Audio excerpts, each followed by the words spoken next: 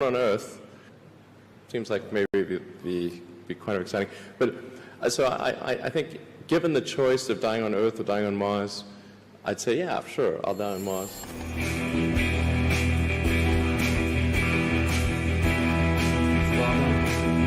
hallowed be your name.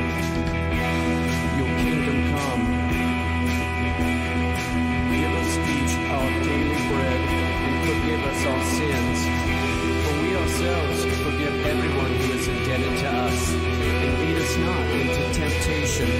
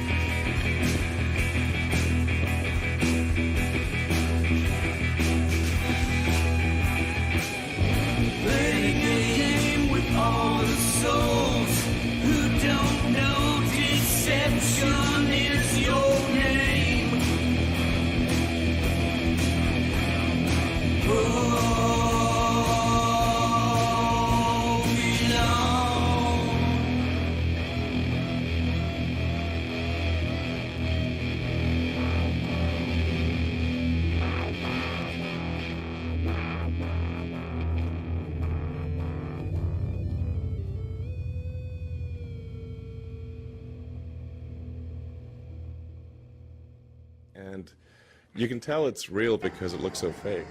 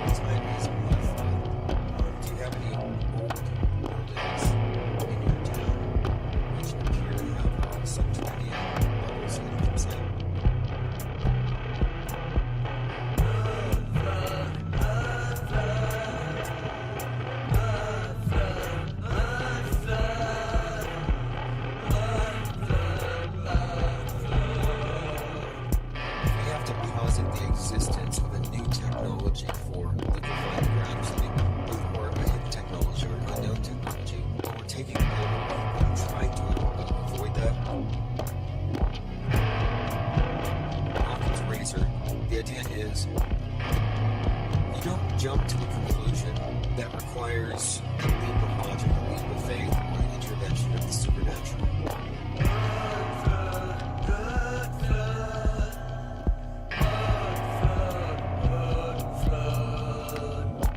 Clearly, there's no way you could have mud in vast quantities moving across vast distances. It doesn't make sense. It would have to already be there. The commenter says, I don't understand how a mud flood kill everyone but leave the buildings intact.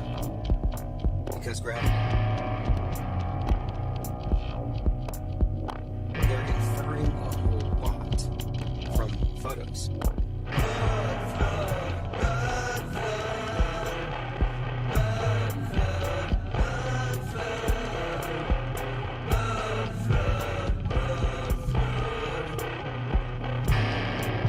We're just gonna sink buildings that don't sink are the ones that have the foundations built down low enough, built before the last mud flood, maybe even several resets before, inferring a whole lot from photos.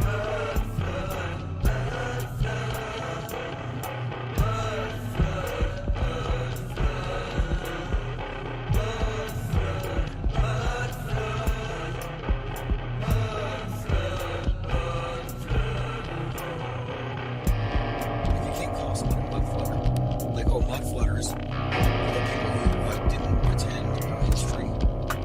You know, that's they say mud flooders skip science and math. Mud flooders skipped history. And they may go with that.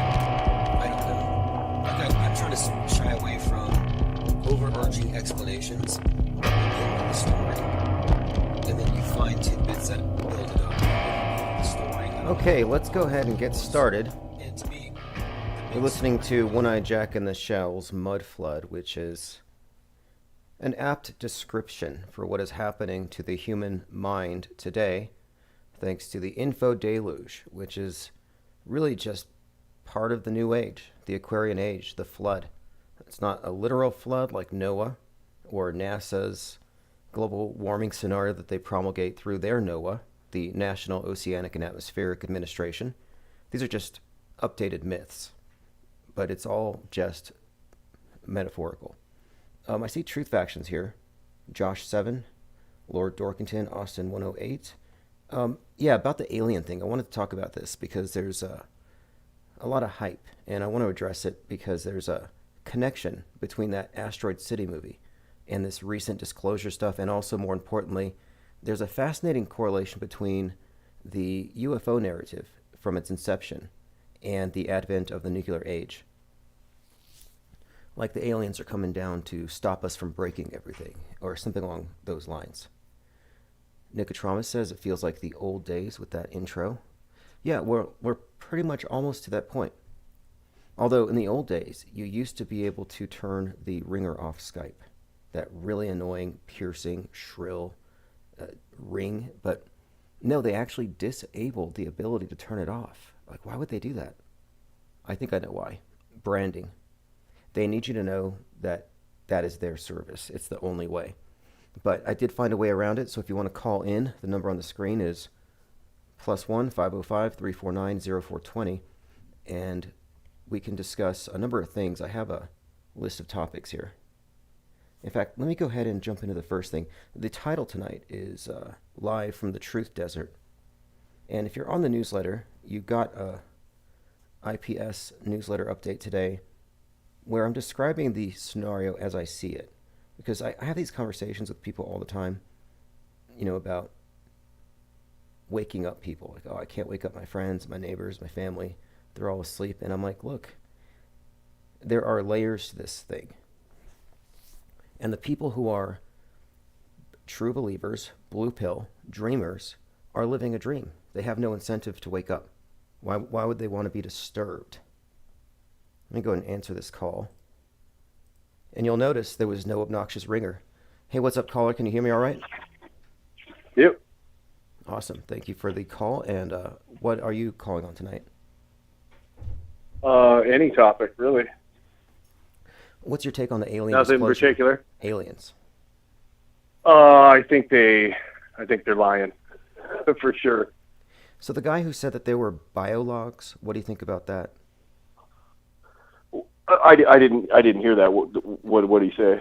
Well, he basically said that there was a crashed craft, but they didn't say bodies. They didn't say aliens. They said biologs, which is a new fancy term for biological entity. Okay. I mean, I don't know. I think it's all basically fake. But my view is that the alien is the modern iteration of the angel. That it's part of the transhumanism and scientism worldview, where they've replaced aspects of the old one. You know, it's a new part of their new God construct. Sounds reasonable, yeah. I would almost think maybe the aliens could be different spiritual entities from, a different dimension type of thing. Right. That's where the most, I think, practical discussion goes. The idea of things from out there, I think, is ruled out.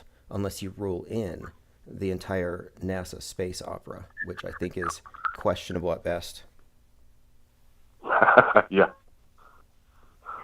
But now, isn't it funny, though, how it used to be, if you believe in aliens, you were crazy, tinfoil hat, padded cell, discredited. But now that it's mainstream, if you don't believe it, you're somehow outside of the norm.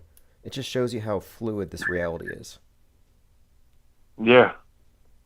Yeah, it's insane, and it's like a predictive programming type thing. They got Area 51, and you have the 5-1 is Beltane's Day and the day the Illuminati was founded. Ooh, good connections. I had never thought of that.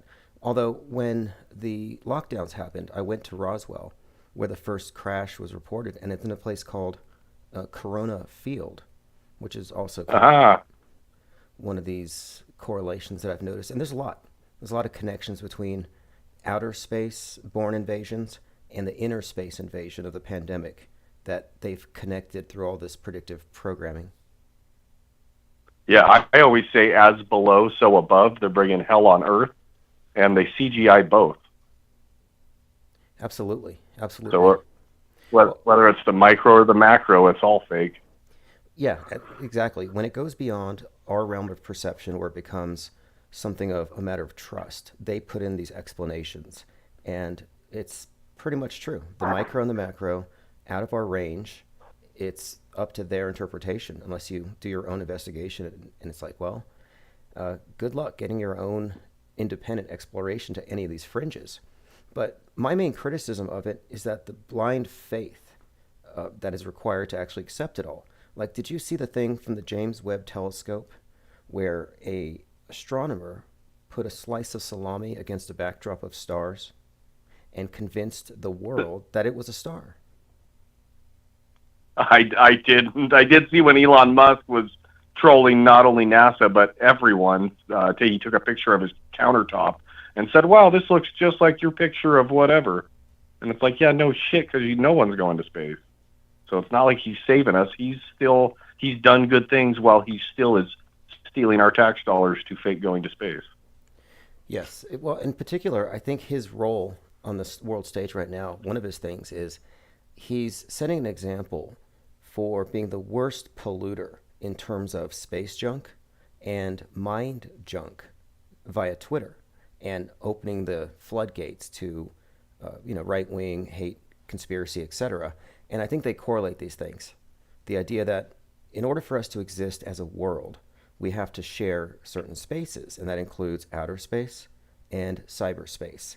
And Musk is going to be an example, maybe the fall guy, for what happens if we let free market and independent wealth trump the collective well-being. Okay. Like, I think he's a fall guy, because I think the whole thing has to be scripted. Just given the fact that I don't think any of it's actually convincing. What do you think about SpaceX? Do you think it's 100% fake? Do you think he's actually doing anything, like perhaps underground development? I think it's funny he calls it the boring company because it's so boring, but really they're boring as in digging underneath the earth. And it says in the last days they'll try to hide themselves in caves. Yeah, kind of a misdirection, right? Because you see the exciting fireworks in the sky and nobody's thinking about below. And I've thought for some time that Hyperloop, which he coined that term, would be the perfect way to simulate space travel through a wormhole or something to some distant Mars base. And they could simulate that with a deep underground military base, which is kind of what I think his role is. Yeah, and I don't know if people have seen, they've hollowed out underneath Denver. This has happened years ago. They have a big metal door in different places. I mean, it's known knowledge. There was truckers that used to put videos when they would deliver supplies inside of Denver, and they have it. And I'm sure in other places too, but they've hollowed it out. And didn't Biden had, or I mean, Obama had his inauguration there, and he made a replica of the seat of Satan, the seat of Pergamos, on stage there. Oh, really? And all the stuff they have at their airport and all kinds of stuff, Yeah, I think I do recall that. He had the God echo in his voice when he spoke. And it's not far-fetched. There's a pretty good movie out there called Orbiter 9 about simulated space travel.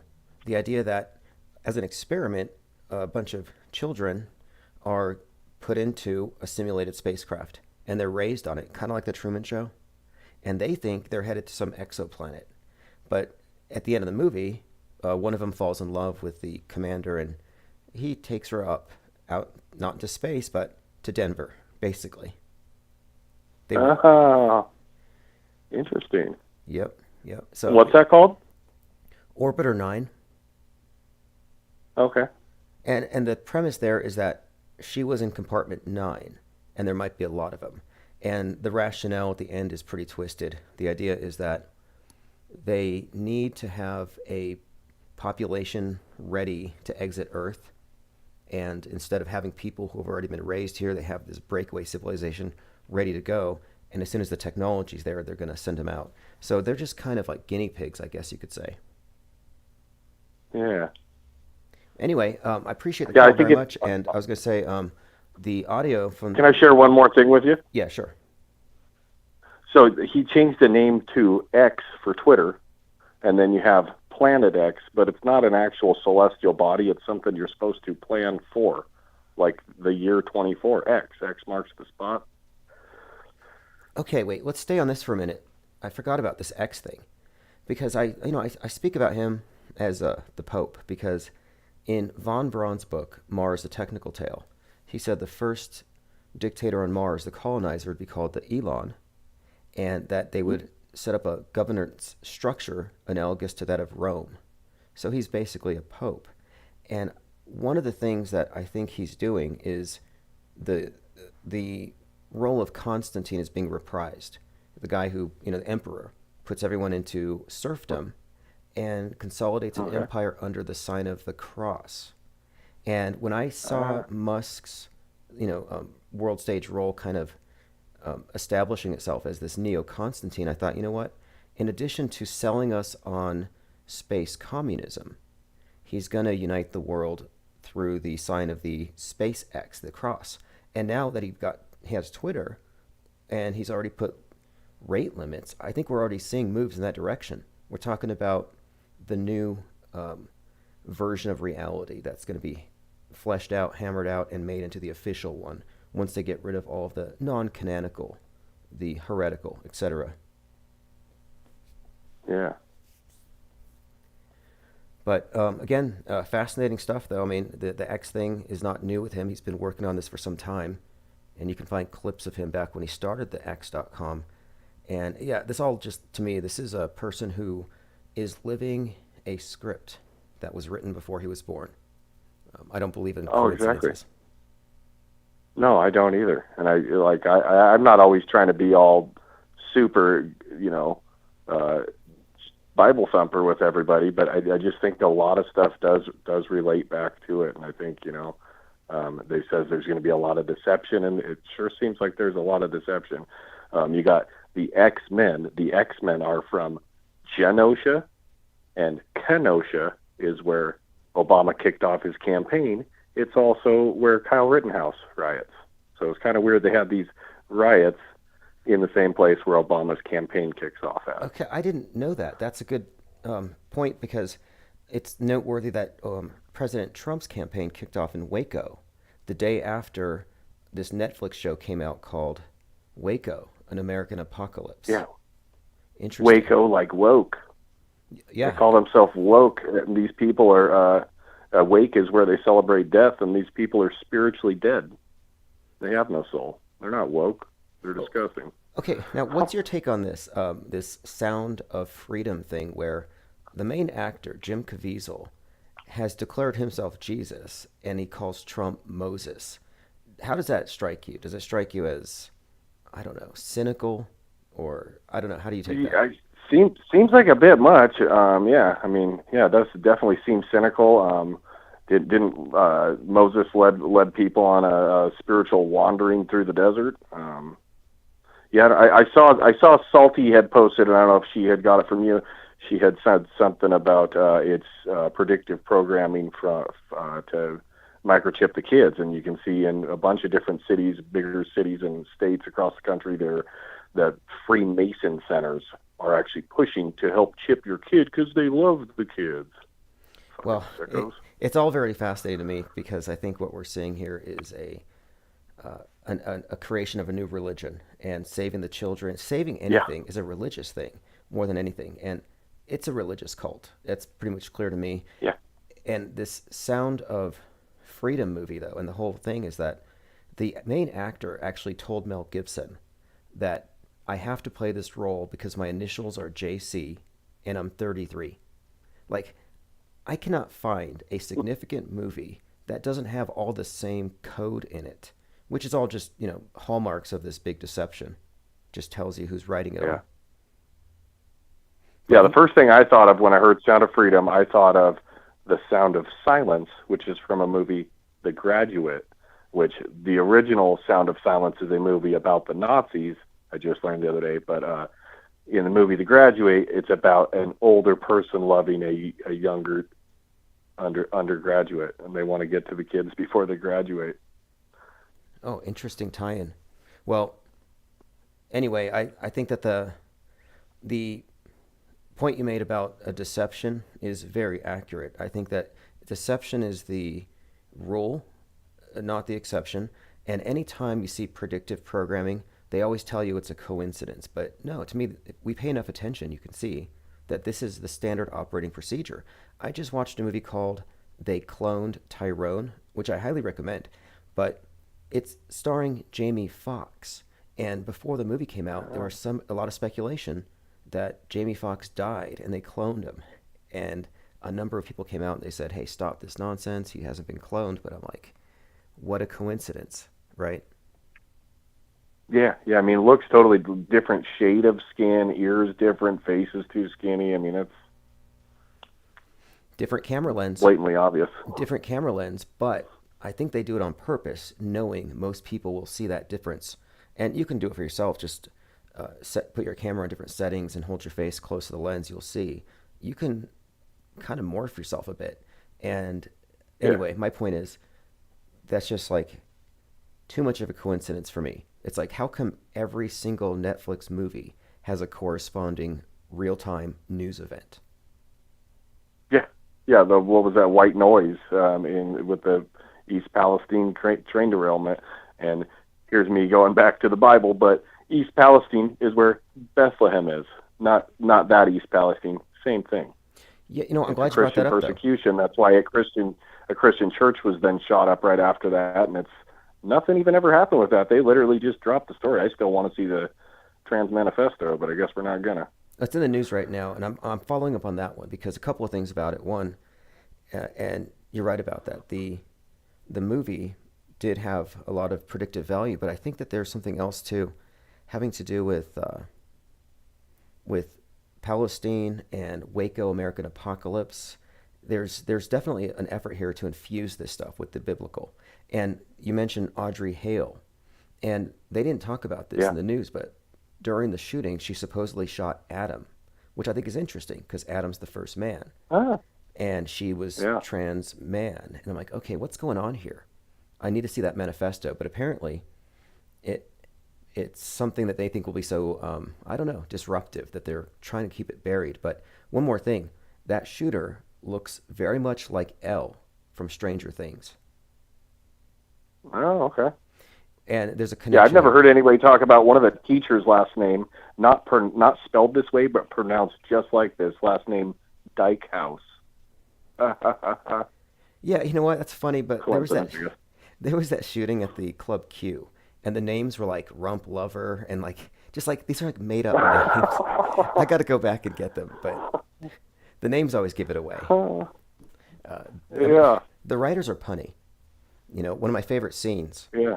January 6th, Roseanne Boyland has a "Don't Tread on Me" flag, and she gets trampled to death. Like, who believes this stuff? Yeah. Anyway, appreciate the call very much. I just want to ask a question really quick here of the audience and listening here, if the audio is even and everything, because I've been doing some tests real time, and I think we're fixed. Are you I was on speaker for the first little bit, but I think we're good. And have you called before? I called and I left a message the other day, and I was so baked I just forgot about 10 seconds in what I was even talking about. Awesome. No, no, that's cool. No, that's cool. I'm glad. I'm trying to get more, first time callers, and pretty soon I'm going to be sending out text blasts, which will probably bring in a lot more. But anyway, definitely appreciate the call and everything we've been covering so far. Definitely worth talking about. And the Tranifesto is still going to surface, I believe, and that's too important of a story to just gloss over it. Audrey Hale, Nashville, and that shooting itself. If you remember, 3 children, 3 teachers. The address was 33, Yeah. ambulance 80. It's just insanely encoded. And the name of the school was Coventry, which in the Greek Strong's Concordance is used 33 times. Weird. Okay, there we got Palestine, Coventry, or Covenant, Palestine, Apocalypse. And of course, with Trump, I mean, this is also insane how predicted it is, how encoded it must be, because he's there on 4/4 during Holy Week. They're comparing him to Christ, and it's on the actual anniversary of MLK's assassination that he's arraigned. And MLK Yep. was pretty much called Moses, and now Trump's being called And- Moses. And Trump's the actual 44th different president. Grover Cleveland served 2 non-consecutive terms. So he's really the 44th president. And 44 degrees Fahrenheit is 6.66 degrees Celsius. I don't know. Maybe that means something. Wow. So he's 44. Now that's intriguing because on that date, it was actually the 44th birthday of Joker Heath Ledger. And Yep. on that day, Joker 2 was being filmed right in front of that courthouse with or during that time. And I'm like, wait, Joker 2, Joker, Joaquin Phoenix playing Joker. There's a lot of second coming stuff encoded into this thing. And I think the 44... Yes, and then, and so the very next day, sorry about this, the very next day, Obama made his first appearance back to the White House since leaving it, and it was Transgender Day 45, and it's Jordan and Obama, the Bibles, and Jordan came back wearing number 45, Obama comes back on 4-5, and it's Transgender Day. Fascinating. These connections are impossible to ignore. Some of these are just too good, like 911 days. Like the eclipse. So we have the eclipse coming up. Here's a real quick one more, and I'll let you go. I'm gonna hang with the wife. But we got on the 33rd anniversary of the JFK assassination, Kobe was 6,666 days old. There was a guy born that day, and his name was Juju Smith-Schuster, and he wore a dress to the Super Bowl this year because he's saying America's a bunch of women. Well, 9,999 days later, after the 33rd anniversary, is the eclipse. This next year, on 4824. What the heck? And Kobe Bryant's got his 666 workout. And Kobe Bryant, I mean, he's dead, but I'm pretty sure he took the most shots of all time. Get it? Well, okay, wait a second here. There's one more thing here. The general manager of the Lakers once told a crowd of people, and he was hanging out with The Rock. He said Kobe Bryant was so moved by Heath Ledger in Dark Knight Rising that he had to go take some acting lessons from him. Yeah. And the thing is, the movie came out 6 months after Ledger died.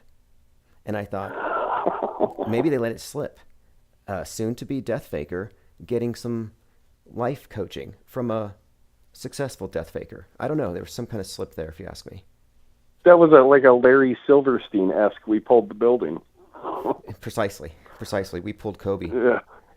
Anyway, appreciate the call, and definitely call back anytime. Hey, Tim, I appreciate it. I just want to say this on air. I apologize. I people who are listening in the community, I don't know, I'm sure everyone who's in the community is a skeptic of just people in general, information in general. So I just, you know who I am, and I apologize, and I hope you're doing good. I appreciate the good work you're doing. Thank you. Thank you very much. God bless you.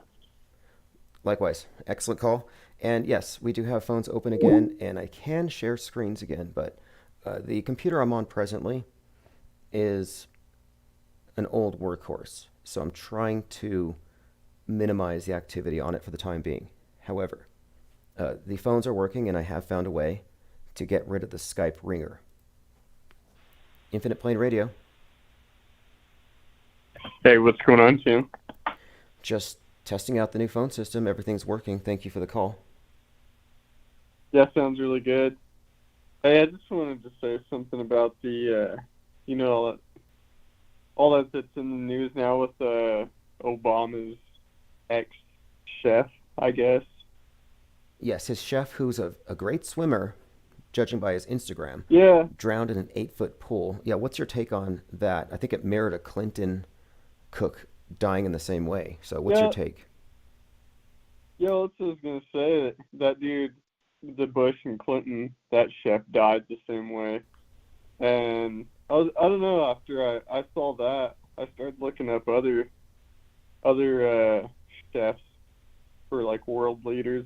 I guess Prigozhin from Wagner in Russia, I guess he was Putin's chef as well.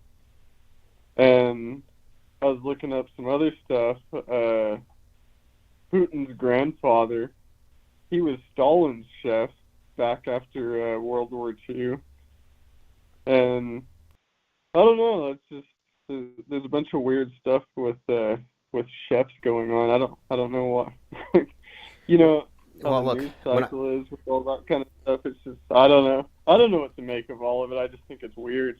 when I start noticing stuff, I just take note of it. That's all you can do. And then I look and I see, is this part of a bigger pattern? Like a couple of years ago, there was something with this recurring theme of 22-year-old blondes.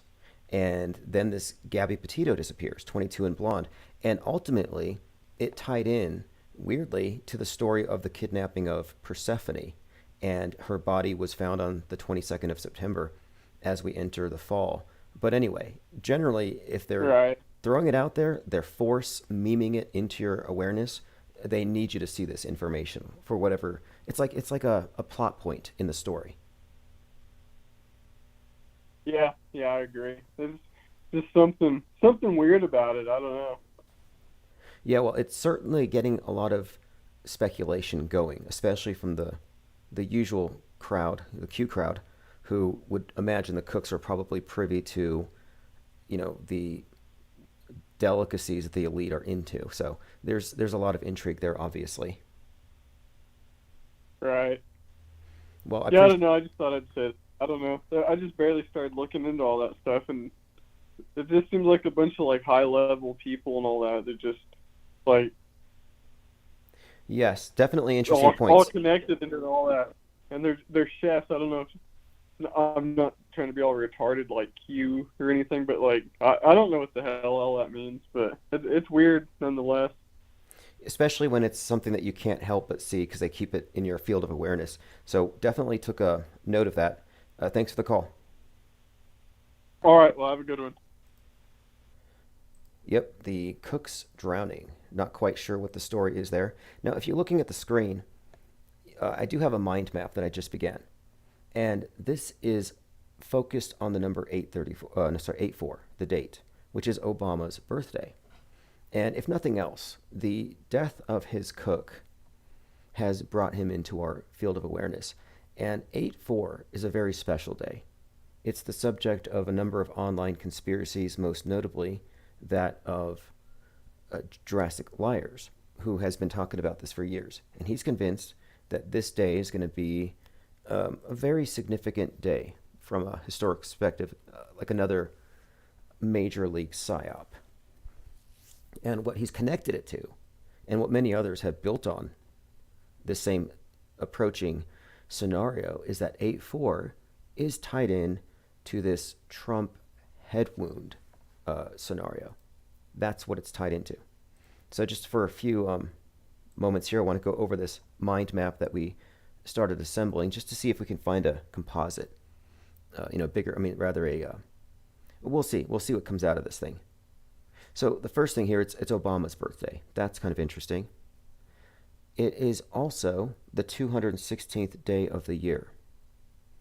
216 is 6 cubed, so you 6 times 6 times 6. So you have your cube, 666, interesting. And if you've seen the movie Pi, which I was just talking about with a friend, and I probably should go watch it again, The movie Pi is about this mathematician who's kind of delving into or inadvertently finding some truth in numerology or something, Kabbalah, mysticism, numbers as the language of God or something. And they determine that 216 is the number of digits in God's true name. The number is also pointed at by Pythagoras, who says that it is the Phoenix cycle. Something about the number of years it takes for a soul to be reinserted into the matrix, 216 years. So here is a connection again, Phoenix, cube, 666. What's going on here? There's 149 days left in the year. JL pointed this out. 149 is the 35th prime, which could be a Kennedy reference. Anyway, we just started building this out because 8-4 is a little less than 2 weeks away. 6079 says he would like to call back. He has a ton of info. Yeah, please do. Numbers on the screen. And that date is coming up. And again, there's a lot of people on Twitter that I could reference right now that have found some significant predictive programming correlating the Trump head wound scenario with that particular date. Like it's some kind of birthday present for Obama. Going through your comments. Truth Faction, Javo82, thanks for joining. Skill says a lot of cooking going on in tanks. Well, this think tank now has operational phones, and as soon as I get the next hardware upgrade, we are going to turn on the 24/7 replays and chats, and you're going to see everything will be a lot more active. And we may even, we'll see. I don't want to start it yet, but I may get a Discord chat going. Discord just really disappointed me when I found out how many federal informants were let loose basically in every server. Salty says there's 2 full moons in August this year. Interesting. Well, this 8-4 is likely it, if there is anything to happen on that date. Or it'll be the next one. It's not specifically a prophecy, if you ask me. But there is a story. Rocco Calzone says 216 is my birthday. Now, this is interesting because this is all stuff that I heard from JL. He's like, well, 216, again, is, well, February the 16th. That is Abel's birthday, the weekend. And the weekend was very well known in recent years for walking around with a fake head wound, inexplicably. Like, why is he wearing a head wound? Like a bandage on his head? Is it from cosmetic surgery? And I'm thinking there's some deeper level of symbolism here. But there's that 216 head wound correlation. Nicotrauma says 8-4 will be more truther blue balls. 6079 Smith says 216 is the 47th day of the year, like 47 degrees. Now 47, this is interesting too. I mean, all this stuff is just, it's when you map it out. Because if you recall last year, on July 4th, you had the shooter at Highland Park shooting up a 4th of July parade. Well, he had the number 47 tattooed on his face. It was written on his car. And he was also known for going to Trump rallies. But he wasn't a Trump voter. What's he doing at Trump rallies? Well, it turns out he had a newspaper clipping with Lee Harvey Oswald up on the wall behind him in his bedroom. So you had this guy who idealized Lee Harvey Oswald hanging out at a presidential candidate's rallies. He's got the number tattooed of what Trump would be, 47. So I'm just kind of looking at this as maybe foreshadowing. And the number 47, if it just suggests something. I think it's a Trump reference. And, you know, he has the hat with the 45 on the side. But I've seen new versions with the 47. Okay, let's go ahead and continue. Phones are open, 505-349-0420. And I have defeated the dreaded Skype ringer. Now, I want to talk about Jim Caviezel. We had a caller last night who pointed this out, that he's hanging out with Mel Gibson, and he says that he's got the initials, he's got the age, that he's the right guy to play Jesus. Like, how is that not, I don't know. I don't know what you call that other than a totally staged, fake synchronicity. Like, oh, it was meant to be. I think it's just cynical and it's manipulation. Now, there's a lot of talk about aliens right now, and I did want to also discuss this a bit, because I recently watched Asteroid City, and the main character in Asteroid City happens to be based on Stanley Kubrick, which I found out after the fact. And throughout the movie, he's wearing a camera around his neck, and I think it symbolizes something here. I think it symbolizes the bearer of false witness, that Kubrick is I would say he's a main player in the big PSYOP entertainment complex. As in, let's say he is involved in the staging of several major events, then I think it would follow. It'd be reasonable to say that his camera represents this, that this is the version the public's going to be sold. This camera's version. They just don't know how contrived it is. And then again, I watched this movie, and it is centered around this scene where these people put boxes on their heads and the alien comes down and visits them. And I've discussed this at length because of the symbolism of the six-pointed star, the six-pointed saucer, and the cubes on their heads correlating with the alien descending. This is all very symbolic. But here's the thing.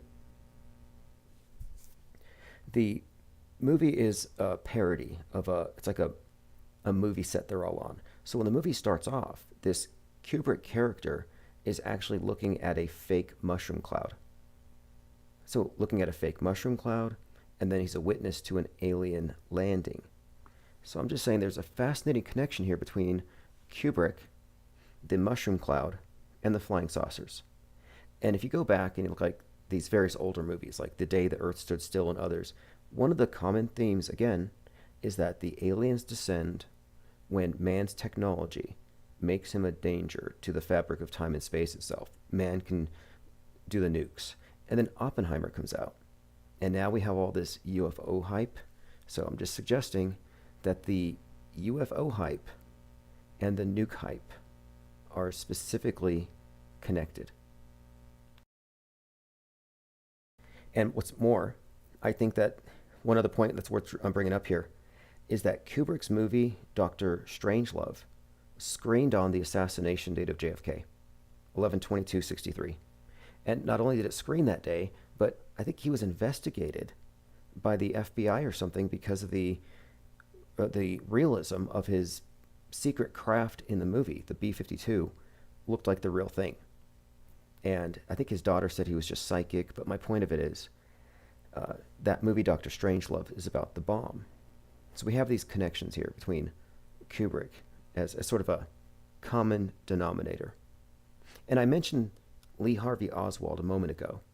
And interestingly, he worked at Riley's Coffee before the shooting with a number of people who went on to go work for NASA or proximal to NASA. And speaking of which,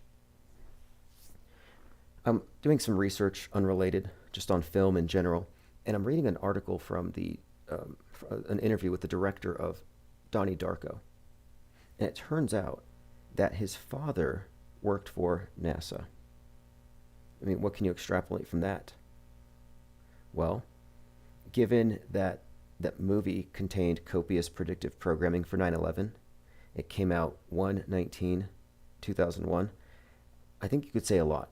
I think that there's a direct connection here also between the space program and big movies or cinema in general, as it's all just a movie. For people who didn't know, space travel is all just a movie. It's a movie combined with fireworks. Okay, let's continue. I see Erica Creech in the chat says, the alien took the asteroid. It was geocaching. Oh, yes. And by the way, worst special effects I've ever seen. Worst I've ever seen.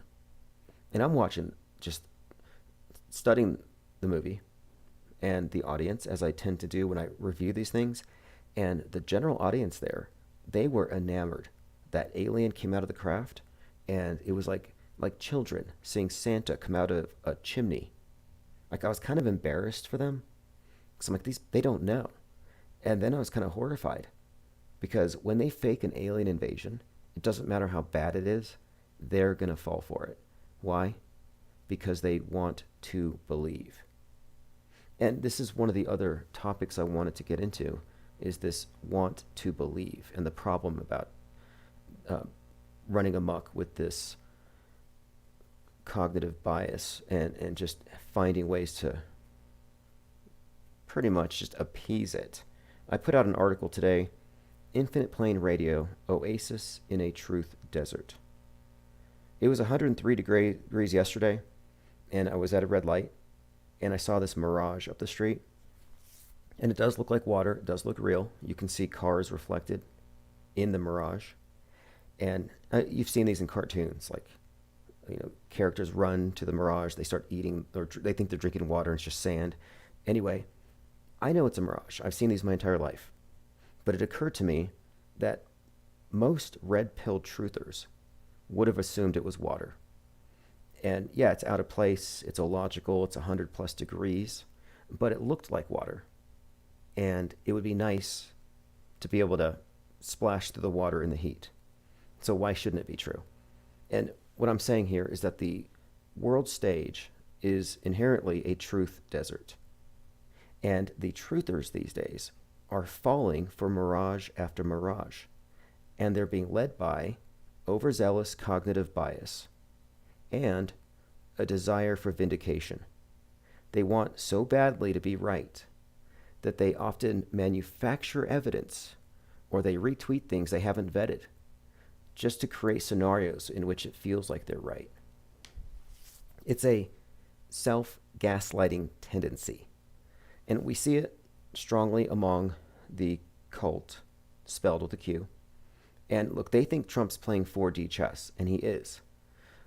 But it's more likely that Trump is a piece in a pre-existing 4D chess game. And the game is against the people who are following him. So he is a piece. He's a king, possibly a queen, and his followers are the sacrificial pawns. Again, my point being, we live in a truth desert, and it's by design. And it's so subjective that it's really a matter of who can sell it the best. And you can see all the tactics of marketing being used in selling these various alternate beliefs, or, quote, conspiracy theories. And I'm not saying the conspiracy theorists are wrong. I'm saying their instincts are right for the most part. At least they're not 100% dreaming and believing. But there's a difference between media deconstruction and assuming you're not being told the whole story, so you have to fill in the blanks. Because it's the desire to find additional info for answers that leads them astray. It's a tainted red pill. Now, angels or demons? I've been pointing out this thing about how, in fact, Marjorie Taylor Greene actually suggested that aliens might be angels. And you might say it's laughable, but I actually published this a few weeks ago.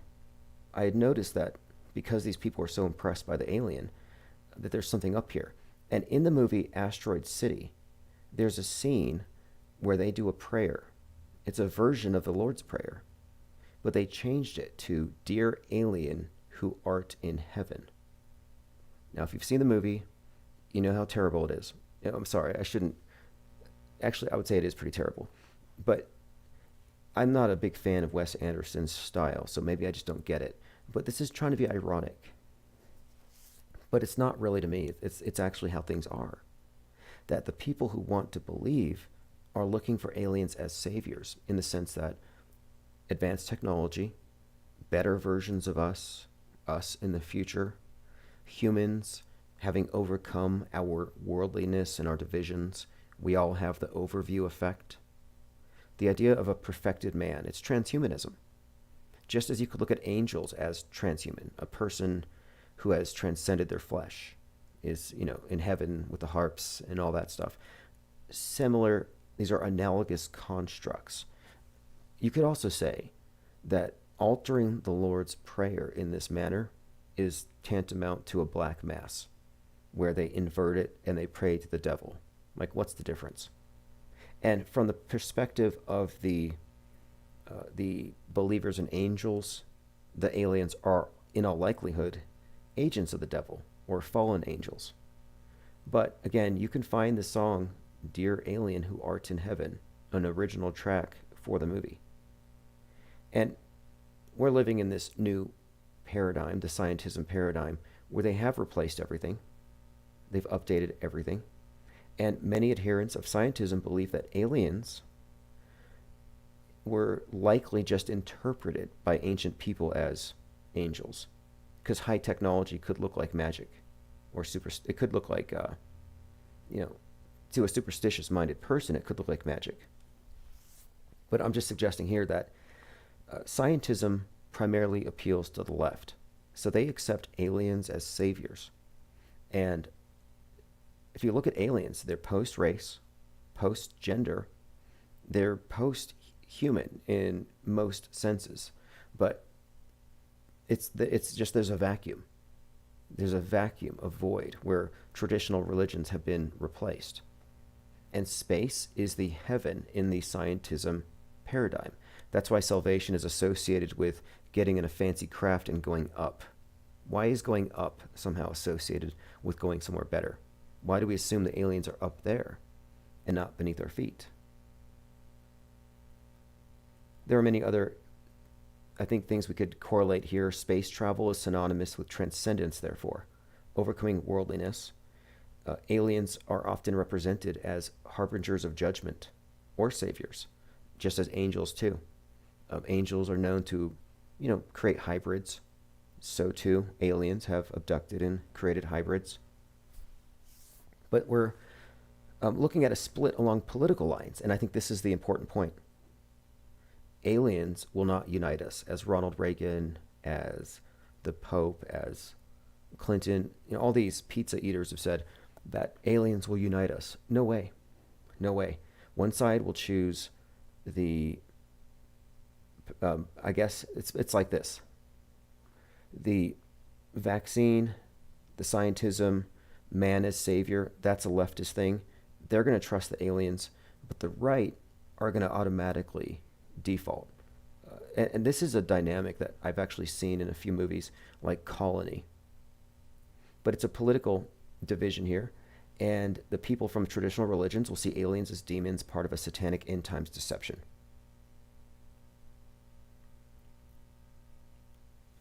They'll fire their shotguns at the saucers. Going through your chats here. Skill says, the Lesser Key of Solomon. The ancient sigils have been transcribed to train NeuroNet. Musk told you he's invoking demons. Sure. In fact, I think one of the tools you need to invoke demons is a scrying mirror. A black mirror, like your iPhone. And I'm not being facetious there. There's probably something to it. Continuing here, Metaphysical Logic has joined us, P. Trippa. Musk has also said the most likely outcome will be the most ironic. Yeah, exactly. I'm sort of thinking it's got to be some sort of alien invasion as the AI invasion. There's some kind of correlation there. I don't think they bring us people in costumes, although there's how many, like 100-some thousand actors on strike? There's a lot of out-of-work actors. So if they need to do some moonlighting gigs as crisis actors, crisis aliens, the workforce is kind of there.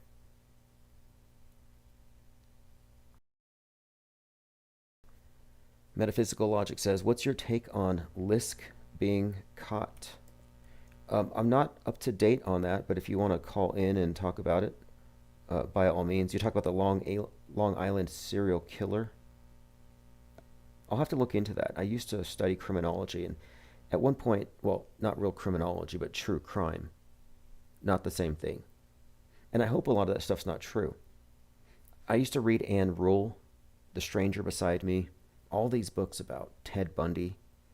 And I'm thinking, wait, this is weird because the author who wrote the books about him worked with him, knew him personally. Almost seems like there's some room there for maybe entertaining the possibility that there was some kind of a psyop. Maybe it has to do with creating some perception about toxic masculinity or something. I don't know. The pictures, though, I've seen a lot of pictures. They look convincing, but does that mean anything? No. Like, I'm pretty sure the Manson killings, the Tate Bianca slayings were fake. Okay, it's 7/27/2023. We're just about a little less than 2 weeks away from 8/4, big day. If it is that big day, everything's going to change. So enjoy this lull, while you can. Not that the increase in activity is going to bother me at all. Like, I'm actually looking forward to it. But I don't think it's going to be a one-time thing. I think if this 8/4 event happens, as some have more or less concluded, it's going to be a 9/11ing in a very significant way. Okay, continuing here, I got a couple of clips. Stanley Kubrick was worried about FBI investigation when it was shown that the prop cockpit of the B-52 used in Dr. Strangelove was exactly like the real thing. What does this tell you? And by the way, that movie, Dr. Strangelove, has predictive programming for 9/11. The low-flying attack on the Pentagon, like, there's so much foreshadowing that people get misled when they think Kubrick faked Apollo 11. It's like, if you just get into that question, you miss the bigger point of it. That might even have been leaked purposefully. You look at the movie The Shining, and you can point to a number of things where it suggests that Kubrick had a role in Apollo 11, but that ignores a lot of other stuff in the same movie that foreshadows 9/11, that hints at the involvement of the director in the JFK psychological operation, fake assassination.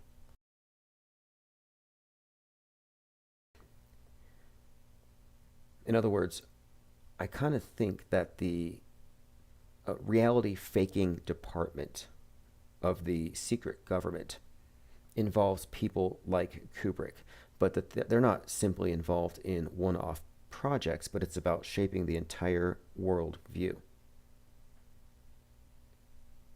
Joined by We, thank you for joining. Does anyone here know anything about the Long Island serial killer? And look, I don't think it's unbelievable, but it is fakeable, and it's easy to fake things for political reasons.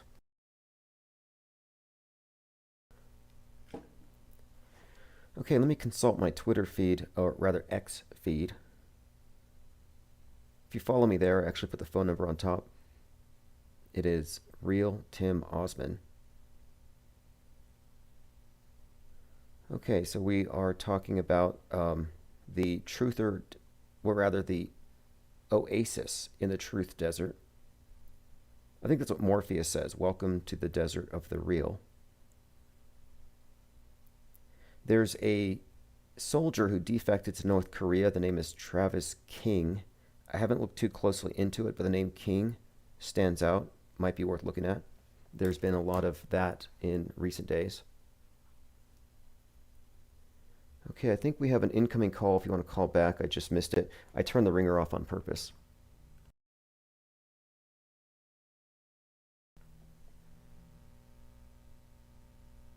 Okay, again, it's 505-349-0420.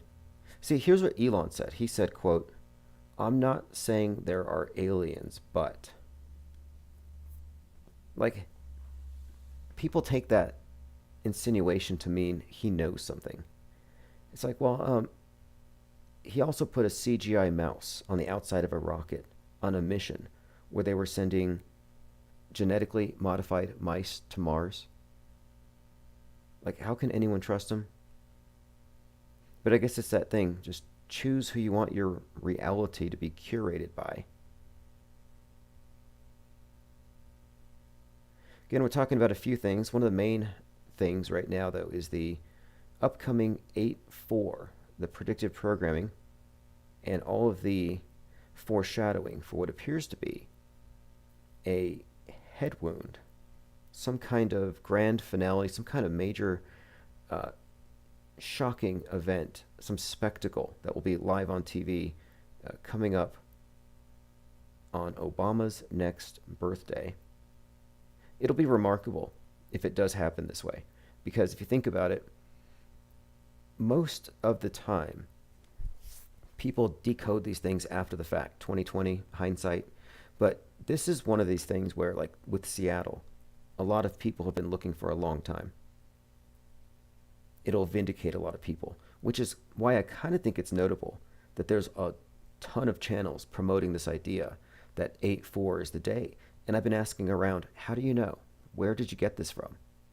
What made you look at this date? Just to figure it out. And it doesn't matter at this point. People are noticing it, but I'm just saying, it seems like now there's a lot of voices on it and no one completely authoritative other than to say it's scripted. Like, I don't think it's going to lead to the original premise set by Jurassic Liars. Joined by Starboy says, what the hell is this? This is your PSA that Trump is predicted in predictive programming to be the recipient of a vicious head wound on 8/4/2023, likely at the hands of an angry leftist. I think that's what's supposed to happen.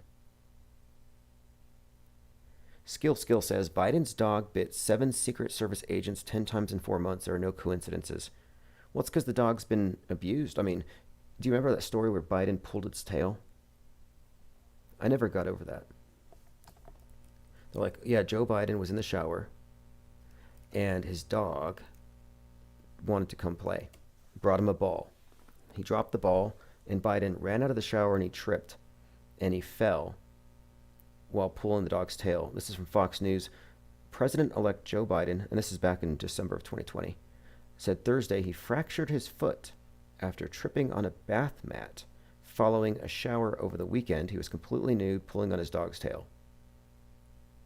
So there you have it. Your president was completely nude, tripped after pulling on his dog's tail exiting the shower. So that's the dog that's biting people. Now you know why.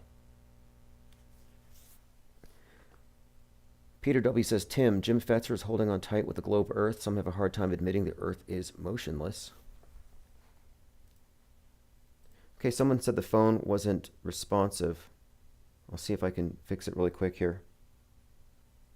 I just refreshed it. If you want to try again. System of Control says, shout out to Josh Sparrow and Rock Uncle Production 2. Thank you for joining. Look, Jim Fetzer wrote one of the best books debunking Apollo 11. And it's just a fine example of how if you only myopically focus on one aspect of this thing, you miss the big picture. Like Alex Jones running around the tree we call Sandy Hook to distract you from the forest, which I call the Psy War. Don't miss the psychological war for the psyops. You know, there's individual operations, but they take place in a bigger context. But to see that context, you really do have to step outside of the controlled dialectic within politics. Yes, we are on Skype. So if you want to access on Skype, you can either call the number, or if you have a Skype app or on your desktop, just click the link, which you can find on my Twitter page. And it's also at the Infinite Plane Society website. Just click the link if you want to join my Skype group. And let's see what else is going on. Yes, we're still in the dog days of summer. Peter W. says, Fetzer has yet to call out the ISS. Well, this is what I'm saying. So he's thoroughly taken down Apollo 11, but hasn't gone further. And I actually spoke to him about this, and I asked him about the ISS, because my contention is that if he took the same level of intense research and I guess if he took the same amount of dedication to bringing down the ISS as he did the Apollo 11, examining it in the exact same way, I think he would arrive at the same conclusions. I mean, I think there's a lot more actually to deconstruct and to call out as fake with the ISS, because it's been an ongoing, terrible science fiction reality TV show for 23 years versus a couple moon landings. Now, if you don't have Skype, you can just call with the number there. It's 1-505-349-0420. I mostly have the Skype up for international. Okay, continuing.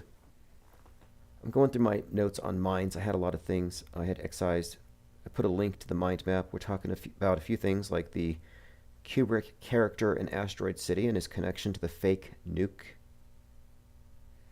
Speaking of the ISS, there was a brief power outage at NASA's Mission Control Center in Houston, and it caused a communications blackout with the ISS. And it forced the space agency to rely on their backup communication systems for the first time, a full 90 minutes, which is about enough time to orbit the Earth. So they went around the Earth once without any communication from Houston, which is like kind of interesting. I hadn't heard about or heard from the ISS in some time. I just assumed that they're going to have to bring it down eventually so that they can update the special effects. Okay, continuing. I have a few more notes I want to get to. You can follow along at minds.com/Infinite Plane Society.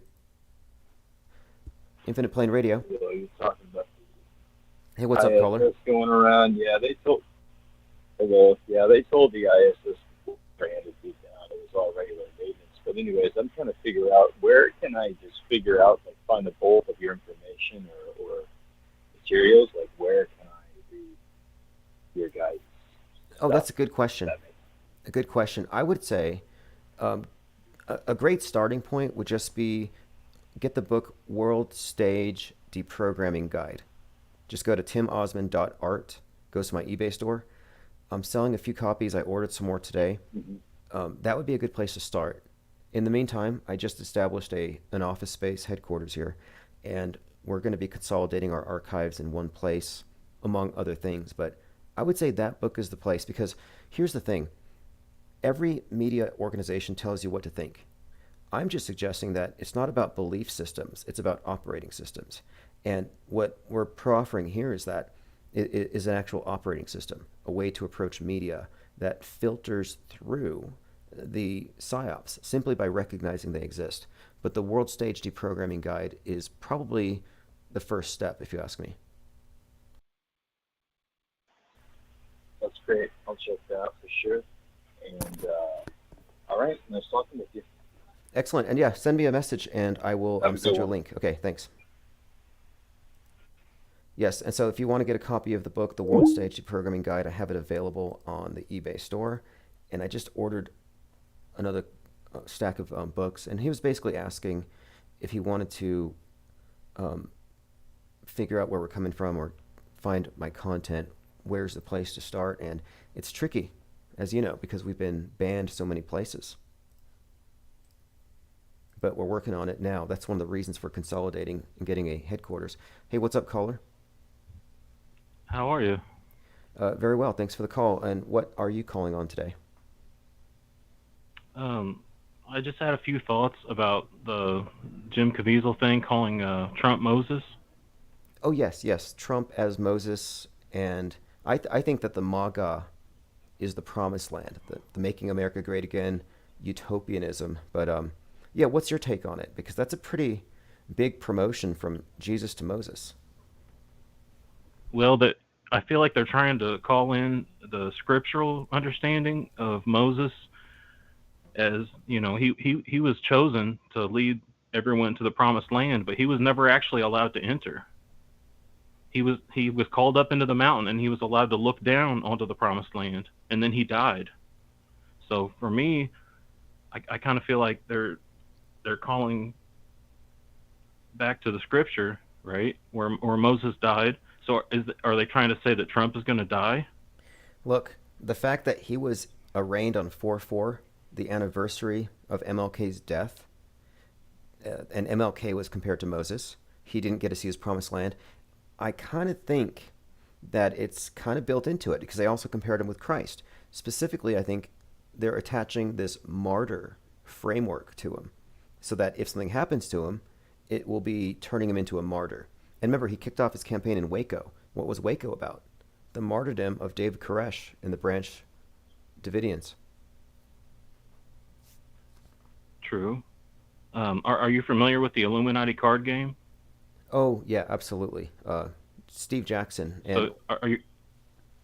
So this card it's called Enough is Enough, and it has what appears to be the image of Trump in the artwork. If you read down at the bottom of the card, it says, "At any time, at any place, our snipers can drop you. Have a nice day." yes, and I saw this on Twitter yesterday from this channel called Michael in Truth. There's a movie that came out on 3/11/2016 called Brothers Grimsby.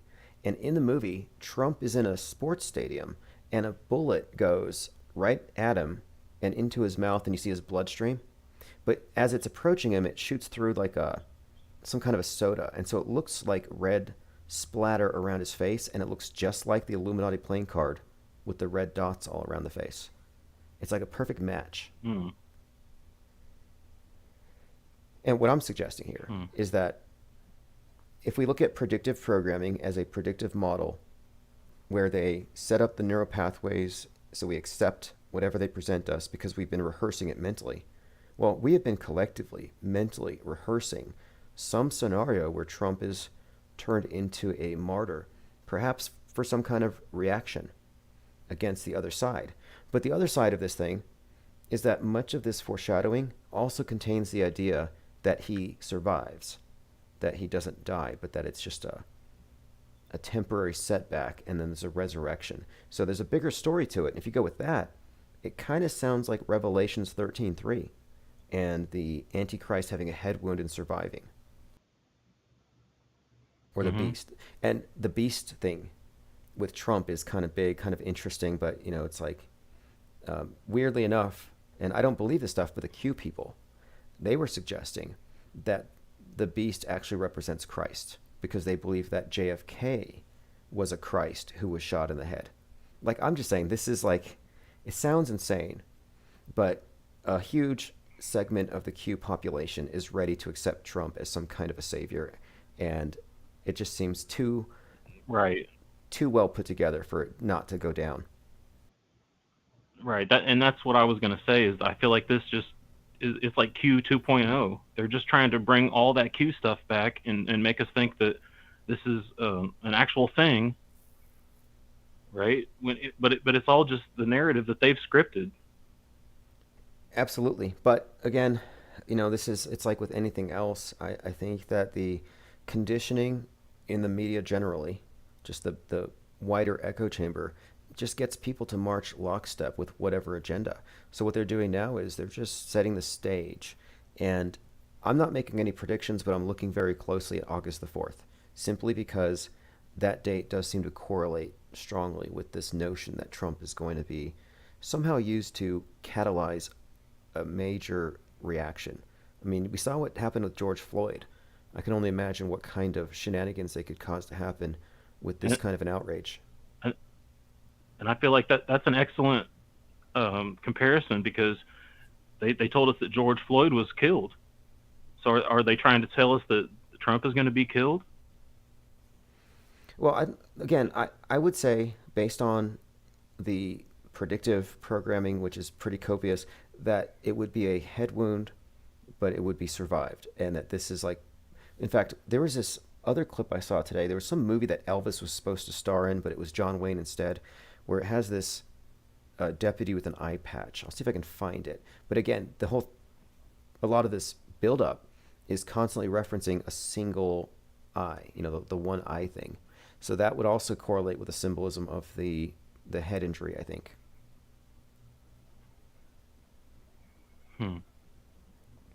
But again, maybe it's a nothing burger, as Nicotramus suggested. Well, it's all a psyop. Let's be honest. Anything that we can see out here, it's 99% fake. I think we all know that by now. Well, of course. So at this point, we're trying to find the common threads. You know, we're trying to like connect things that aren't really there, but they are there. Yeah, and here's something too. Does that make sense? The whole point of it, of knowing the fakeability of it and the fact that it's being staged, it takes you out of the realm of reacting in the moment and being emotionally cajoled or coerced into going along with any agenda blindly. That's the reason for being informed. Oh, exactly. So like I'm not That was the whole point of Q. They told us to trust the psyop. They wanted us to stand around and do nothing and wait for the higher powers to intervene. Yep, stay in queue. And it worked. Trust the plan. I think it definitely neutered any nascent actual resistance to organized tyranny, organized, like there was no resistance if you realized, if you really look at it. It was like No. controlled opposition took over from day one. No, and there's still no resistance. You know, here we are 3 or 4 years later, and nobody's doing anything. Not really. No, not really.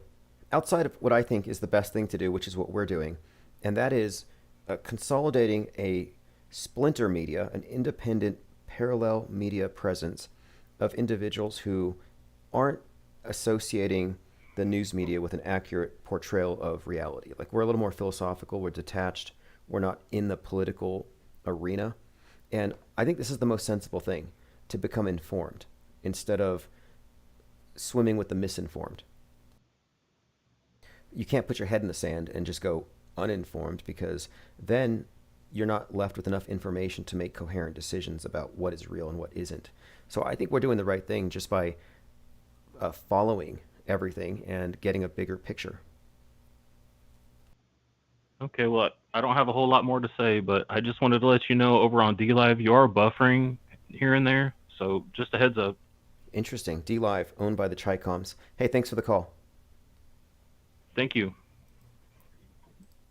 I used to like DLive before they turned their backs on free speech and all of their commitments to the free flow of information, because some of us thought January 6th was a big joke. But you know what I'm going to do here? I'm going to add a few more platforms. And I think the new computer, the new hardware, everything I'm going to be adding will fix a lot of these issues. But at least we have the videos back on. And I can start using that soon. We have the audio with the phones evened out. Elephant Tusk says we're caught in a time loop. Could be. Look, the cult that runs the world is using this repeated. I think it's a cycle of control. Like I think we are caught in the time loop collectively. Like we hear about Great Reset or the Great Awakening. Any kind of revolution in general, I think, is always just a way for the elite who finance it to burn down the system, because you have to maintain a disparity of power, and you don't want there to be a big leveling. And what we're doing here, if you ask me, is a leveling. We're leveling the playing field when it comes to our understanding of media, because knowledge really is power, and the knowers rule the world, because they're also liars, and they control the believers who don't have direct knowledge. This is the purpose to flooding the zone with so much information and conflicting narratives. They want everybody to be Mandela affected every second of their lives. They want to TikTokify the human mind. Javo82 says, I'm on the YouTube iPhone app, perfect audio. Yes, you can find us on multiple YouTube channels, but look, we're only on 5 platforms. We used to be on 25, and I am going to be scaling up, but I didn't want to scale up till everything was fixed, which I think it is now. Okay, let's continue. The last caller brought up something about Jim Caviezel and Moses. Fascinating stuff. And Jim Caviezel being 33 when he met Mel Gibson and demanded or expected that, you know, the JC-33 meant that he was meant to be in that role. And I only brought him up because, of course, he saw the movie Sound of Freedom with Trump, and he designated Trump Moses. So you have this Moses, MLK, Trump. It's a templating. They're changing your frame of reference, and it's fascinating too, because I do think MAGA as a utopia is analogous to the promised land. You know, there are some people who believe that MLK wasn't really killed, but that was in fact fake killed, like so many others, and was repurposed as Don King. And I think Don King, I don't know. There's a video on, I think it's on YouTube, where this woman walks up to Don King at like a Walmart, and she's like, "I remember your speech, I Have a Dream, from when I was a little girl." I was like, okay, that's funny. Some confused. Okay, continuing. Gematria 101 says 311 and 911 are polar opposite dates, 180 degrees apart. Opposite from each other on the clock, too. Time magic?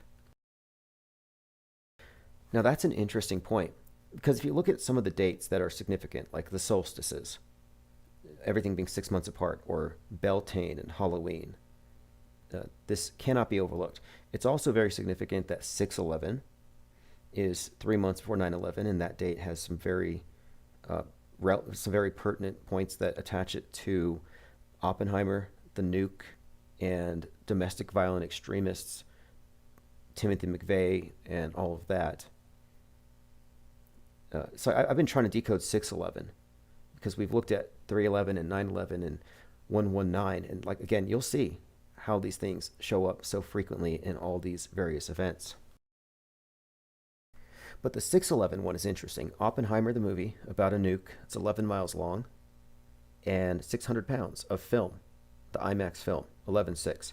The Batman movie had the Q guy, the Riddler, send his extremists to blow up a dam and flood the election day. They flooded the polls, which happened to be the GOP slogan for the midterms, flood the polls. But it happened on 11/6. 11/6 got them underwater. And I just watched this new movie, Sound of Freedom, and the main character, Tim, is given a pendant with a reference to the Bible verse, Timothy 6:11. Timothy McVeigh, who's one of these martyrs for the American right, who was influenced by the Turner Diaries, which contains predictive programming for 9/11, including a plane crashing into the Pentagon. Timothy McVeigh was executed at 33 on 6/11, 90 days before Muhammad Atta, 33, crashes into the towers.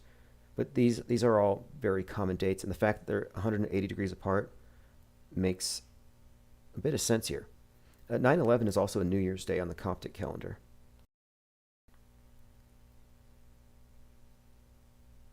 Okay, continuing here. Skill says confirmation bias kills. Well, this is why I'm releasing, well, I'm actually still assembling it now, but we're going to be releasing a compilation of all of the writing we have regarding this operating system, this concept of auto-hoaxing the media, changing your belief system into an operating system. Do you believe what you see because it's on the screen? Do you mistake the screen for a window to the world? Or do you recognize it as a filter? And that's the fundamental distinction there. Because we're talking about Plato's cave and how to exit Plato's cave. And the people who are hardwired into it, they tend to resent those who try to pull them out of it. And those aren't the ones I'm not interested here in trying to help the reality impaired understand that cartoons are fake. Like, there's only so much we can do. I'm only interested in those who've already figured out that the dominant worldview is questionable. We just need the people who are questioning things. And this is the reason why the Riddler was used as a villain in the latest Batman movie. The question marks needed to be demonized. Peter W. says, Tim, what happened to the 10-foot alien in Vegas a few weeks ago in some guy's backyard?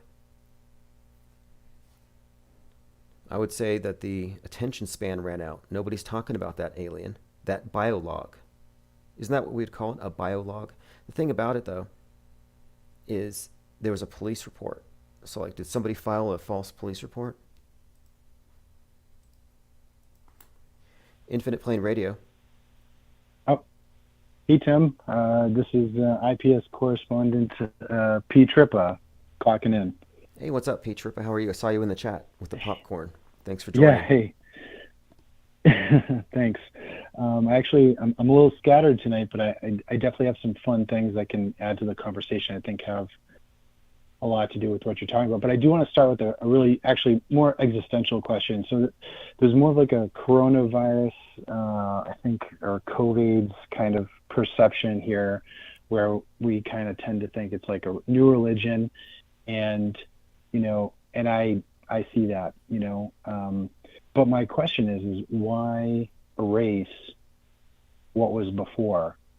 Like, was hypnotic kind of aspect of previous religions or current religions like not good enough? I see. I don't know if that makes any sense. It does. Here's why. I think what's happening is, and this ties into Musk and the consolidation of an empire under the sign of a cross or an X.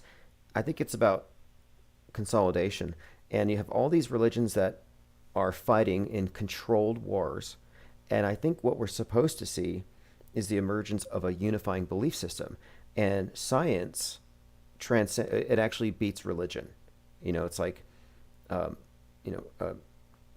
basically they needed a way to, I guess, politely excuse the other religions without specifically banning them, so that you can just embrace the new science and you can hold on to your old things, but eventually I think they're phasing them out. I think that's the idea here, because you can't sell everybody on the Catholic concept of sin, especially not the atheists, but you can sell everybody on the modern concepts of sin, like, carbon footprints and the pandemic model and its salvation model with the vaccine thing. Everybody buys that, no matter what their faith. So that's what I think. It's just science beating religion. Right, and you have mentioned in the past that it's the kind of like a unifying global concept, where everywhere you go, which I've experienced this too. Everywhere you go, whether it's a store or like a temple or something, or I don't know, like a church or something, there's the whatever the just like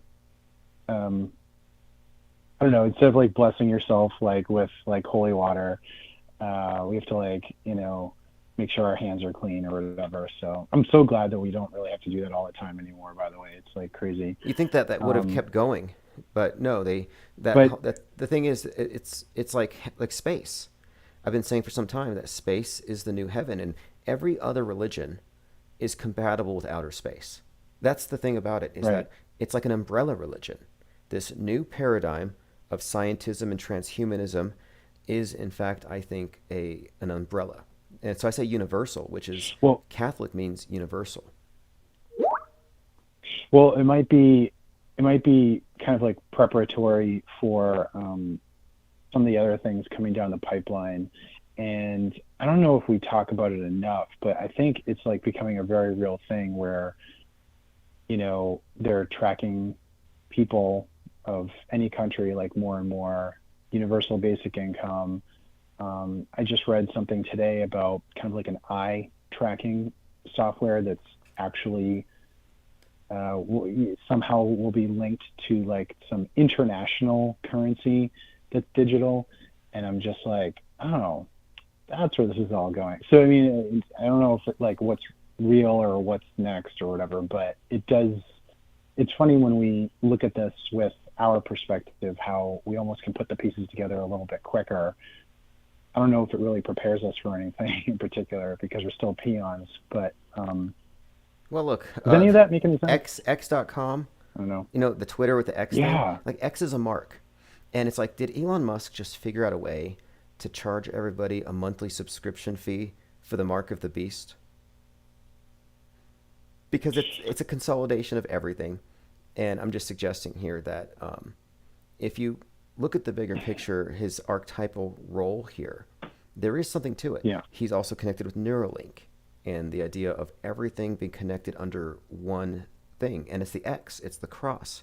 So I'm just saying that this ties in to the bigger picture of a world religion and everybody being on the same sheet. the same screen with the Yeah. same logo.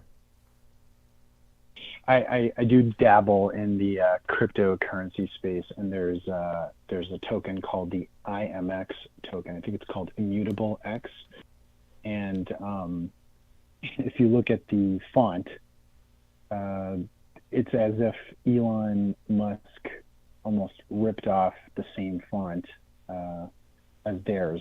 I don't know what it is, or I think he actually tweeted about it or X'd about it a day or two ago, and I was just like, this does look like the Immutable X token, which, so, but anyone can, verify that. Can I do a couple quick fun things that just common yes, by all means. occurrences? Yeah, Open topics. yeah. This is really funny. So there's that movie that's out in theaters, Sound of Freedom, whatever, and Indiana Jones also in theaters. And I didn't see that movie yet. However, I do know the topic of, I didn't see either movie yet. But I do know the topic and kind of idea, the gist of the Sound of Freedom. And I was thinking to myself, why don't I pop in Indiana Jones and the Temple of Doom? Literally the entire movie is about Indiana Jones saving children from, slavery, like humans, whatever, just being human. It's vastly different than, just in general human trafficking, but it's kind of like a general relationship there. And I thought that was kind of funny. I don't know if anyone else, I haven't in the Gilded or whatever. Nobody's called that out yet. However, that's a little too much to ignore there. I do recall even the older movies with Indiana Jones. He goes to the underground. The children are mind controlled, working in the mines. Yeah. Yes. Total sci-fi kind of stuff, and with all the magic and everything. I'm like, how have I not written about this yet in Gilded? Because I happened to like pop in the movie like the other night, so I thought it was awesome. That's pretty much it. I always have like more to say, but you kind of covered like the religion aspect that I wanted to ask you about. So thank you. Yeah. Again, my answer on that from the beginning has just simply been that if they're going to create a one world religion, they can't favor the Mormons or the Christians or the Jews, the Muslims. They got to have something that everybody can fall beneath. And what 2020 demonstrated is that everybody will fall for this, including the atheists. So they united even the non-believers with the believers in this meta religion of scientism and transhumanism. And I guess space travel. So it's so it sucks that well, I'm not gonna say it that way. It's so unusual to me that so many people even still are. I mean, of course, I'm in the Northeast, but I won't say why. It's just people still wear their masks, and it's like, come on, man, like really. But anyways, I'll leave you, Tim. Thanks, I appreciate it. Yeah, appreciate your call very much, and call back anytime. And as far as the people still wearing the facial prophylactic, here's the thing: they're brave. Look, imagine if you believed that going within a few feet of somebody could kill you and your family. It's like Walking Dead. Everybody's toxic. Or the Bird Box. To go out is just, to me, it's risking everything for your groceries or your gas in your car, whatever you're doing that requires that you go out in the world. So if you see somebody wearing a mask, just recognize that they're very brave. Because if you really believe the science, you wouldn't leave your house. That'd make a great billboard. If you trusted the science, you wouldn't leave the house. Would be kind of nice too, if all the science trusters stayed home. And I'm not just talking about the COVIDiots, I'm talking about the greenies, the Gaia worshippers, the Gaia cult, who want to enforce some kind of ubiquitous home incarceration to save the planet, yet they are always out there. I'm like, why aren't you guys home? What are you doing protesting? You should be locked down trying to minimize your carbon footprint. That's why I think it's totally fair game to snitch on your neighbors if you see them recycling, because we want the climate activists to go to jail first before they can lock us up. And it would help them achieve their goal of carbon neutrality, reduce their carbon footprints, help them live the life that they're too hypocritical to actually, to walk the walk. Javo82 says, did you cover the Kubrick and Asteroid City comparison yet? I have a little bit. And one of the main points was he sees a fake nuke. He witnesses a fake, or rather an alien invasion or an alien visitor. And these are some things that I think are specifically interesting to Kubrick because it's sort of like a bridge between this nuke UFO thing, and you cannot separate the two. It seems like the nukes summon the UFOs, like they come here to stop us at the last minute.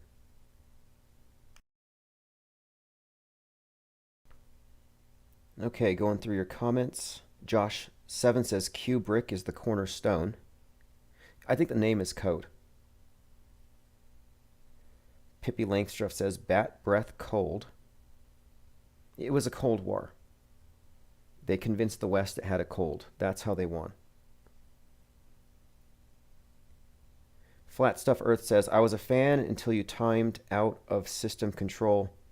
I don't know who that is, but I don't know how to ban anybody. Like, I don't actually have a wrench or a moderator account open. So if somebody got banned, it wasn't me. I apologize to Flat Stuff Earth for system of control being banned. I'm pretty sure it's temporary. Like, I'm one of the most censored persons on the internet. I have a personal censor, stalker, and hacker connected to a number of agencies, FBI, in the White House, friends with the Trumps. Like, we've been targeted by enough censors. Like, I don't censor anybody. But I do want to sort of set some parameters on calls where we will talk about what we're talking about, so we can kind of prevent people veering off into the things that are, obvious foot bullets. Okay, let's see. Salty Siren says, my cat brought me a dead baby bat yesterday on my stoop. It was all curled up so cute. Well, look, remember the bat was a symbol in a number of Batman movies. Is this like flaming bat? Christopher Nolan had this sculpture of a burning bat. Dark Knight Rises, you have a bat-shaped hole in the building, kind of reminiscent of the plane-shaped holes from 9/11. But the bat has been used as a sort of a phoenix in this context for years. And the phoenix symbol has been kind of used in a number of ways. You got for example, Hunger Games, you got the Mockingjay. With the Noah's myth, you've got the dove that follows the flood. It's a symbol of a reset, burning it down, flooding it out. And the bat was a symbol of this last reset, of course, the pandemic. And there's a movie called Daybreakers, where it's a bat-borne virus that shuts down the world. The movie came out in 2009.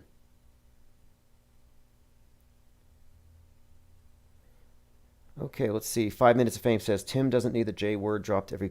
Yeah, look, if somebody blocks somebody for posting stuff in the audience, I can't help it. As far as the stuff that they ban, it's very subjective, if you think about it. There's like acceptable hatreds and unacceptable hatreds. It's not actually fair. And they never tell you specifically what you said that got you banned. They kind of leave it to like, yeah, during this 3-hour live stream, you said something offensive. It would be helpful if you could tell me what, so I don't repeat it. But they never say it specifically, so they have this gray area to just blanket censor you. Flat Stuff Earth says, have fun with your heathen IPS. Yeah, what are you doing outside of church? It's very brave of you to come into the IPS think tank. Just like the masked people who go out into the world believing that there's death around every corner. Here you are, a church lady, hanging out in a room full of media deconstructionists who are really critical of all forms of mind control, specifically religious and coercive mind control. So, like, good for you for, dousing yourself in holy water and coming in here.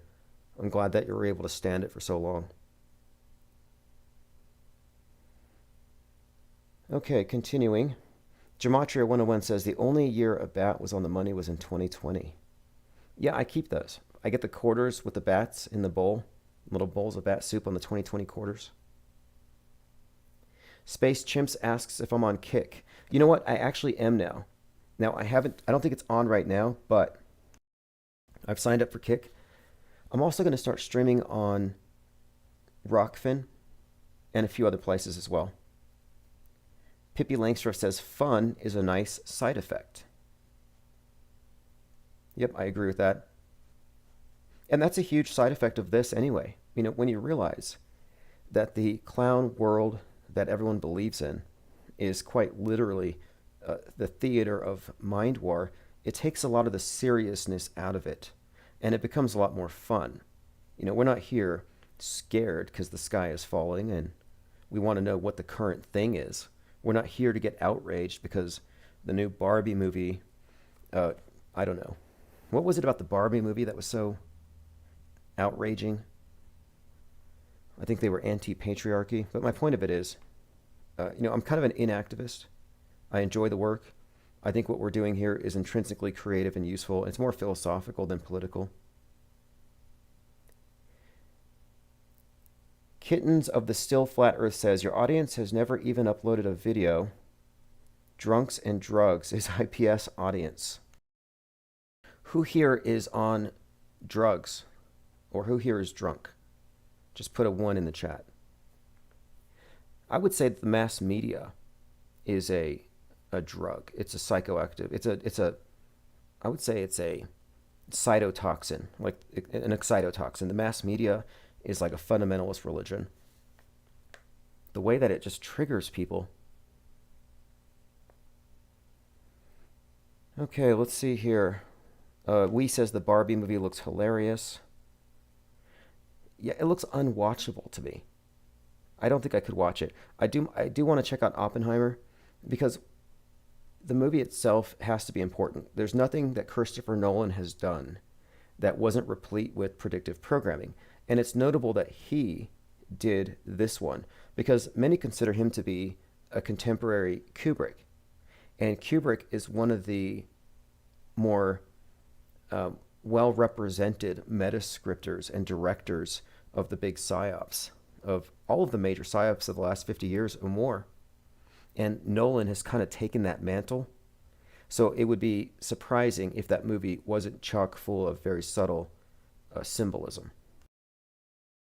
I've already talked about some of the interesting coding in the advent of the nuke age happening on 7/16/1946, 5:29 a.m., and how that actually connects to a number of Kubrick productions. 7/16 is the date of his, we've talked about this ad nauseum, but he kicks off a lot of his psyops or his movies and they correspond with these psyops that he's attached to.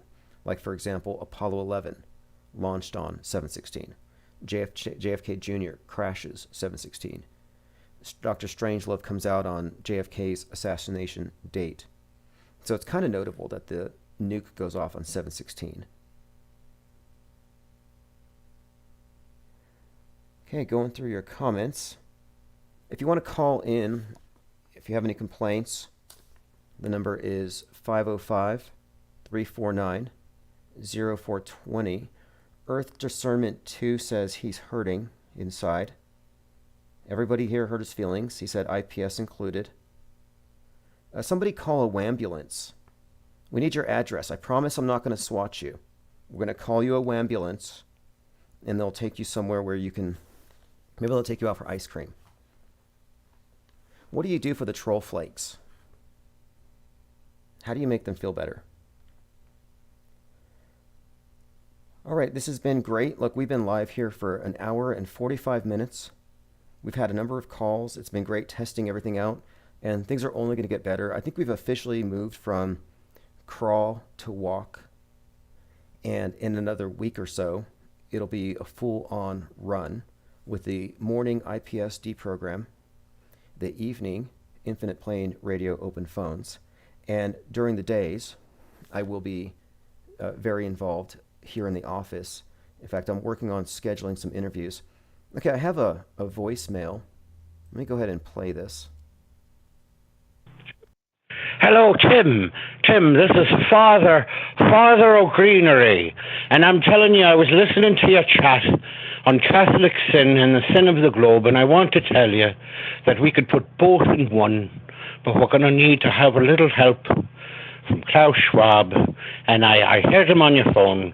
So if Klaus Schwab, if you hear the show, get in contact with me, Father O'Greeny, at the Catholic Church, and we will figure out a way to combine the Green New Deal with a new baptism or something. So let me know. All righty. Bless you, Tim. Okay, appreciate the message. And I think they've already taken some steps with this green religion. I've noticed there's a lot of video surfacing of climate change dancing nurses. Do you remember the dancing nurses from 2020 that filled the hospital halls that were empty and devoid of patients? Yeah, we wondered what happened to them. Were they real nurses?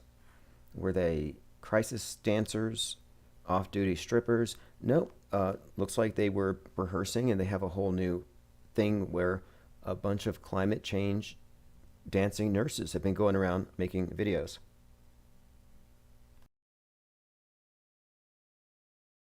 Flat Earth Terror says IPS would have no job if not for me. Why don't you call in 505-349-0420? I'd like to thank you for the work, whatever that is. Most of the money I get comes from Mossad, and then American Airlines. They pay me to disk chemtrails. I get my kickbacks for gatekeeping. I'm a God blocker, apparently. I've been told that I actually have blocked God from a number of people who are transcending this hellhole through the Mandela effect until I debunked it, and then they found themselves stuck back in the Matrix. Flat Earth Terror says, do you sleep in your office? I don't sleep. Who sleeps anymore? Way too much going on. Yeah, Father Graney, appreciate the call. Now, I know if you go to NBC.com, they do have climate confessionals. So if you're an old cat lady and you feel guilty for using too many paper towels to clean up after your cats, you can go to NBC.com and confess to Gaia. Although I happen to think that if you confess your climate sins to NBC, your data goes to the Chicoms and you're put on some kind of execution list. Not sustainable. Jungle Jim says, run phase. Yeah, we're just about there. No, there's actually someone out there, one of my favorite stalkers, Xmas Evil, who thinks that I work with Wonder Woman, Lydia Carter, who they believe is one of our chat members, Linda. And she's convinced that there are triplets that we collectively call IPS, that there's 3 of us. And that's because even though in the Illuminati and they hire me, we still have to have some kind of like labor laws, and they're not allowed to overwork me. So we have a couple of doubles. Aldi Goering says, IPS is ruining the game for those who want to get it in with God. Look, yeah, I think this is the thing. The world stage has been turned into an alternate reality game. Most people are disconnected from objective reality. There are no real objectivists out there. That died with the advent of the space program and the assumption of the TV screen as a new higher authority. And this has been the case since really mass media, but it's replaced religion, I would say, at a minimum. And I'm just suggesting that in a world of believers versus believers being managed by knowers, mismanaged, manipulated, I'm not taking sides. And anybody who's a part of a religious cult is automatically taking a side. And here's the thing, is that there's a lot of indication that people on both sides are being played, and each side is self-righteous. The people who believe in scientism think they're self-righteous and they're man's saviors, and the religious people are the opposite, and vice versa. And I'm like, well, am I going to take sides with these guys on the right just because they make more sense in most cases? Well, the thing is, we have to look at the manipulation that goes into that side as well. And there are just as many indicators that they're being tampered with as those on the left. Controlled opposition, in other words. Tell me which religion isn't controlled opposition to evil. Space Chimp says, I need an archive of the Flat Earth music you had played, Tim. Sure. Go to the Gilded or go to ips.monster and sign up for the newsletter. And I'll set up a page with all of the links because I already have them. But what I'll do is I'll set up a new page and I'll put it out tonight. So let me put that in my notes. And thanks for asking. So I'm going to put together a list of the music. And you can hear a lot of it live on the 24/7 replays in between. You can also look up some of the artists by name. A lot of them are on Bandcamp, for example. Chief Crow and the Flat Earth Worms has continued to put out a lot of great music. I definitely recommend doing a search there. And 2020 was a great year for music, tied to the true counterculture to the MSM monolithic mind control juggernaut. Songs like COVID 1984, Mask of the Beast, this type of stuff is just, it's so cutting edge. It's just unco-optable. It's like they won't even touch it. It's just that toxic.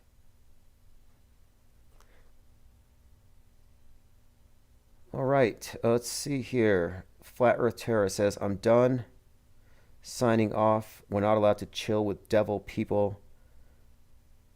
Tim Osmond's character, no way. I suspect the cat cards are worth more when you... What are you talking about? I'm not exactly sure what you're talking about necessarily. That's why I opened phones.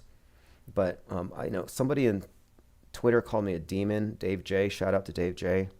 Who's very confused about everything. I mean, you thought the left was confused when it comes to reality fluidity and people identifying as whatever. The people on the right, the fringe right, the ones who think that I hang out with Wonder Woman, think that I'm a triplet, they're some of the most confused people on earth. But one of the reasons I have the phones open are so that I can, offer some clarity. So if you want to call in and let me know exactly what it is that is troubling you, we have a complaint line. So it's for news, it's for tips and complaints. Anyway, thanks for joining. This is Mask of the Beast, Chief Crow and the Flat Earth Worms. We will be live tomorrow morning. Get on the newsletter. Of the beast, mask of the beast, mask of the beast, faceless cuck, another NPC.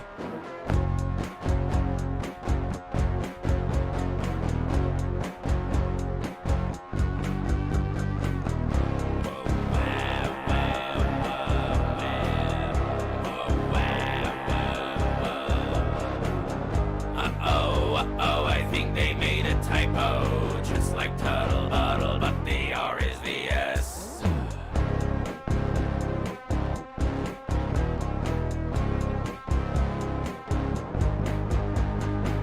Everyone's gone totally retarded.